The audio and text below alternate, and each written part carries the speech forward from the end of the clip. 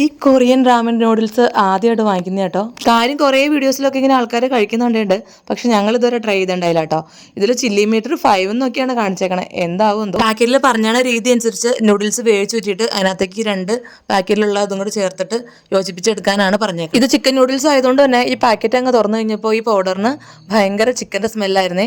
ശരിക്കും ഒരു ചിക്കൻ കറിയുടെ മസാലയുടെ അങ്ങനത്തെ ഒക്കെ ഒരു സ്മെല്ലായിരുന്നു. പിന്നെ ഒരു കാര്യം പറയാൻ മറന്നു, ഈ ചെറിയൊരു പാക്കറ്റ് നൂഡിൽസിന് തന്നെ 50 രൂപയായിരുന്നു കേട്ടോ വില. പിന്നെ ആ മസാല നന്നായിട്ട് മിക്സ് ചെയ്തിട്ട് പിന്നെ കൂടെ ഉണ്ടായിരുന്ന ഈ സോസാണ് ഇതിന് എരിവ് തന്നെ.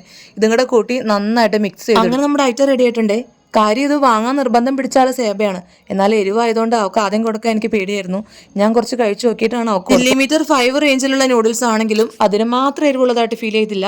എരിവുണ്ട്, ശരിക്കും ഒരു ജാതിക്കയുടെ ഒക്കെ അങ്ങനെയുള്ളൊരു മസാലയുടെ ടേസ്റ്റ് ആയിട്ടോ തോന്നിയത്. പിന്നെ ഞങ്ങൾ എരിവ് കഴിക്കുന്നവരായതുകൊണ്ട് ഞങ്ങൾക്ക് വിഷയമില്ല.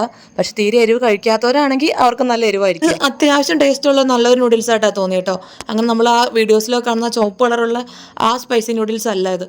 എങ്ങനെയായാലും എല്ലാവർക്കും ജസ്റ്റ് ഒന്ന് ട്രൈ ചെയ്ത് നോക്കാൻ പറ്റുന്ന ഒരു നൂഡിൽസാണ്.